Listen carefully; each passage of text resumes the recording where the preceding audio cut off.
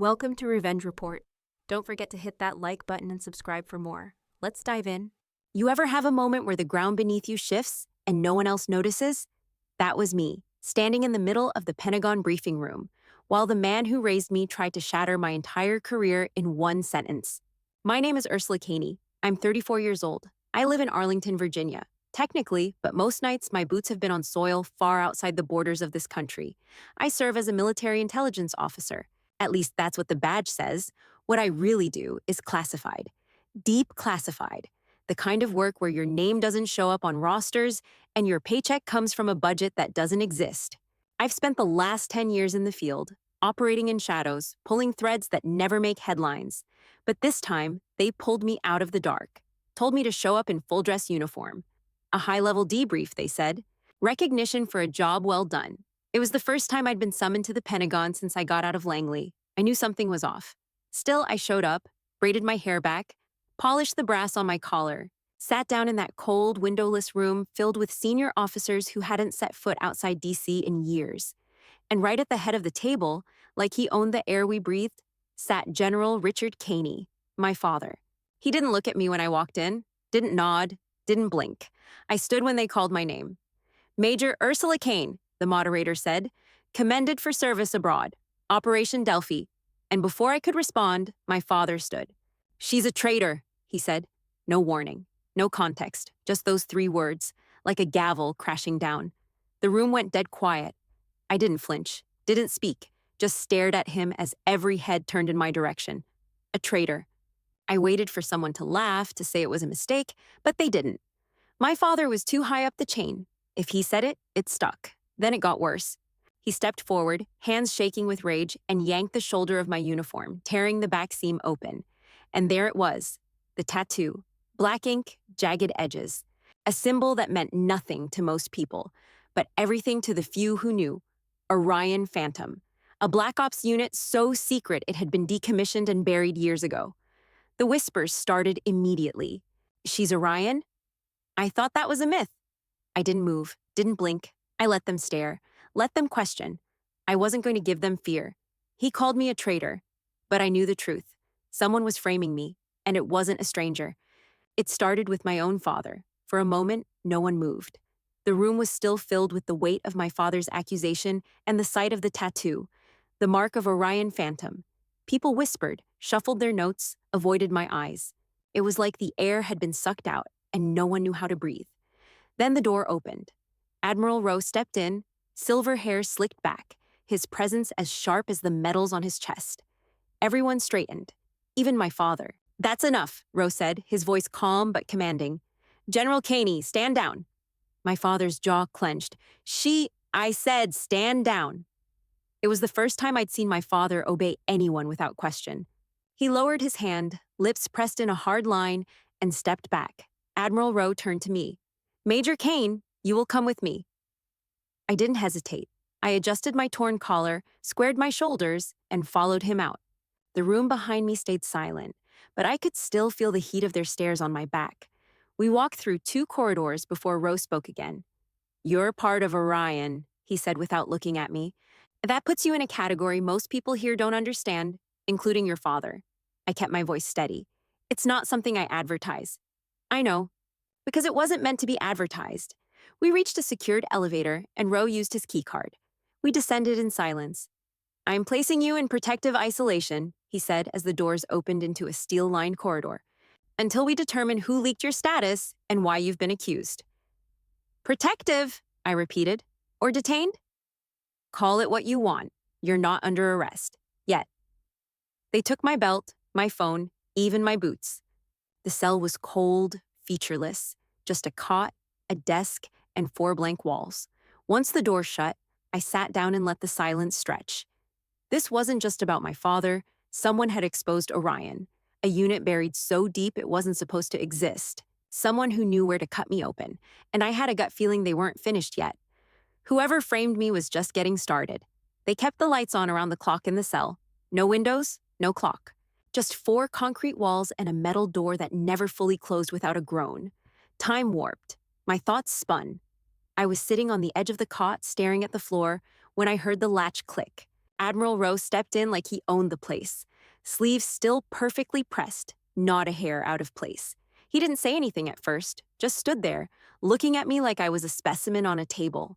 Then finally, "How deep were you in Orion?" I met his eyes. "Deep enough to know you don't ask that question unless you already know the answer." He gave a tight nod. "Then you know why this matters." I stood. Someone framed me. They exposed a Black Ops asset, threw me under the bus in front of the Pentagon's brass, and used my own father to do it. So yeah, I know why this matters. Rowe stepped closer, hands behind his back.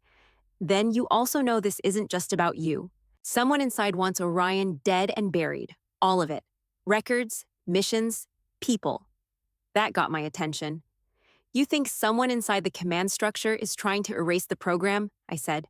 "I think they already started." We stared at each other for a long moment. "If you're really one of them," he said, "you'll help me expose who's doing this. You've got 72 hours. My chest tightened. "That's not a lot of time." Rowe turned for the door. "You're trained to work in worse." His footsteps echoed down the hall as the door clanged shut behind him. I sat back down and closed my eyes. The faces of my Orion team surfaced in my mind. Juno, Briggs, Morales. The things we did, the secrets we buried, the loyalty we swore to each other. And now someone was cutting the strings, one by one. I opened my eyes. If I wanted to survive this, I had to dig fast. Because whoever orchestrated this wasn't just targeting me, they were targeting everything Orion ever stood for. And I wasn't going down alone. I lost track of time again. The fluorescent light buzzed overhead like a nagging voice I couldn't silence. No clock, no noise, just the hum and my own breath.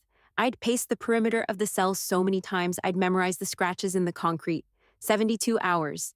That was all Rowe had given me. But for now, I had nothing. No contact, no access, just questions stacking like bricks.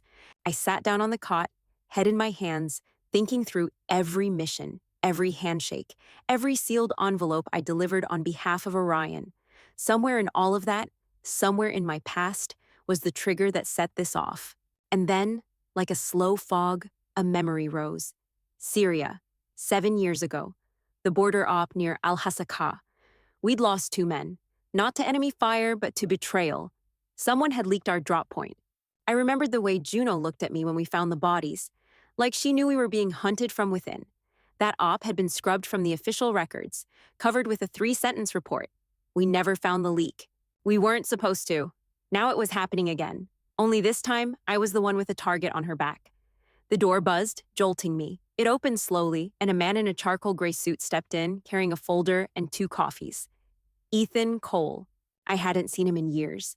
He used to run legal ops for Orion, back when we needed someone to make the impossible look clean. Always sharp, always watching. "Ursula," he said, offering one of the cups. "Still take it black?" I stared at him a moment, then nodded. "What the hell are you doing here?" "I came because Rose's hands are tied, and because I still owe you for that mess in Jakarta." He sat down on the bench, flipping open the folder. "You're being set up, and I think I know who's pulling the strings." I didn't breathe. I just waited. "Colonel Marwick," he said flatly. "Your father's shadow. His fixer, he's dirty. And I think he's the one who triggered your exposure." I leaned back, my pulse pounding. "If that's true," I said, "then this runs deeper than just me." Ethan nodded. "We've got 72 hours, and I'm with you. But if we do this, we go off book." I finished my coffee in one slow swallow and stood. "Then let's break every damn rule they taught us." We moved like ghosts. After Ethan slipped me out of the cell using an outdated internal override code from his Orion days, a code that still worked because no one had bothered to delete it, we disappeared underground, into the guts of the Pentagon. The old Orion safe houses had been stripped out of official maps years ago, but we knew where to look. "You sure we're not being tracked?" I whispered. "I looped the surveillance system before we left," Ethan said. "Unless they've installed new thermal sensors in the last 2 weeks, we're ghosts." We holed up in a forgotten sub-basement office. Peeling paint, no ventilation, no signal. Perfect. Ethan pulled a laptop from his bag, already booting into a secure OSI I hadn't seen in years. The login screen flashed a symbol I hadn't seen since my last field mission. The old Orion insignia. "Okay," he said, typing fast. "If Marwick's dirty, it's not just rumors. There'll be financial footprints. And if we're right, I added, he didn't work alone. Ethan nodded grimly. Start searching. Using a series of backdoor credentials, we slipped into a buried shell network, not connected to the main military systems, but once used for Orion financials and procurement trails, long since abandoned, but not deleted. We combed through shell companies, procurement chains, wire transfers. At first, it was noise. Then I saw it, a flag on a defunct arms logistics firm out of Ankara. Large-scale movement of micro-armaments, supposedly to partner forces overseas. But the invoice signatures didn't match. They weren't ours. Ethan cross-referenced them against official registries. And there it was. The signature chain had been forged. And buried in the approval trail, Colonel Marwick. And right under his name, another. My chest went still. General Richard Kane, my father. I sat back, heart pounding, staring at the names on the screen. The transfers totaled over $200 million, routed through offshore accounts with timestamps that aligned suspiciously with my final mission reports, the ones Marwick had supposedly reviewed. They had used Orion operations as cover, then pinned the fallout on me. Ethan looked at me. We bring this to Row, now. I shook my head. Not yet. Why not? I stared at my father's name. Because I'm not letting Marwick hide behind paperwork. I'm confronting him face to face. Ethan didn't argue. We packed up, left the shadows, and headed for war. I had one shot, one window. One place in the Pentagon where the oversight was sloppy enough and the arrogance high enough that a man like Marwick wouldn't expect trouble. The Strategic Archives Facility, 3rd level, West Wing. The real data lived there, the kind scrubbed before ever touching public military servers. Access was limited, but I had an old Orion protocol still buried in the network. Ethan helped me trigger it from a remote node. If it worked, I'd have 15 minutes before the system flagged the breach. I wore a standard officer's uniform, hood up, badge cloned. I moved fast, silent, and when I reached the archive room, the door recognized the ghost ID. Inside, cold air hit my face, the hum of old servers. Security cameras blinked red, but I'd disabled those 2 minutes earlier, just long enough. I was digging through the drives when I heard the click of boots. You've got some nerve, Caney, a voice said behind me. I didn't turn right away. I took my time pulling the flash drive from the terminal. Then I turned. Colonel Marwick stood in the doorway, arms crossed, same smug face, same over-polished boots. I figured you'd show up, I said calmly. Liars always circle back to the scene. His jaw tightened. You're done. You don't even know what you're holding. I raised the flash drive slightly. Oh, I do. Offshore accounts, shell firms, forged signatures, all tied to you. And my father. His eyes narrowed. You don't want to do this, Ursula. That file puts a target on your back that even Orion can't protect. No, I said. It puts a target on yours. He stepped forward. I'll have you arrested right now. You won't, I said, tapping my watch. Above us, the surveillance system reactivated. Live feed.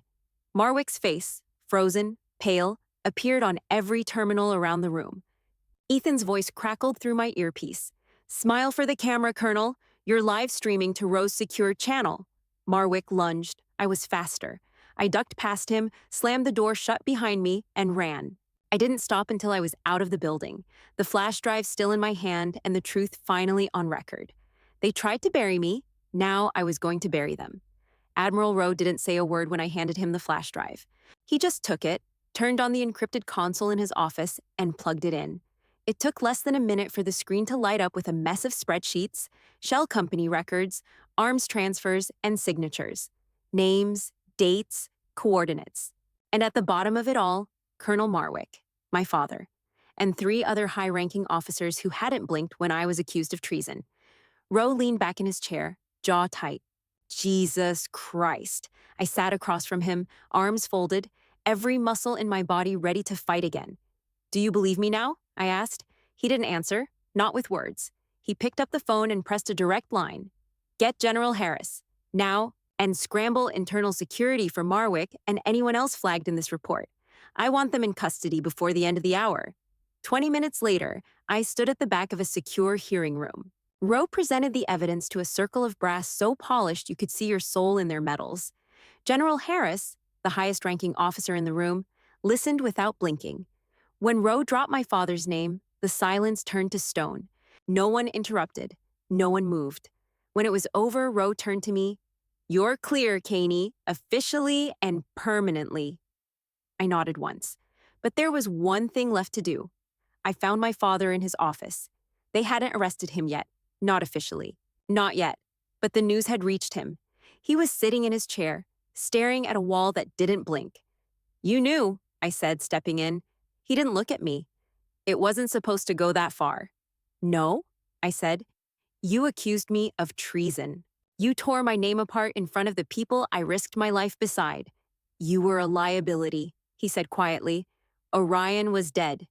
You were supposed to disappear with it." I stared at the man who once taught me how to salute. "Well, I didn't." He finally met my eyes, and for the first time, I didn't see strength. I saw a man built on fear and preservation. "I don't hate you," I said, "but I'm done carrying your name." Then I left. 3 months later, I opened a nonprofit in Richmond. Small, quiet, built to help veterans lost in the cracks. No politics, no noise, just purpose. It was the first time I ever felt free.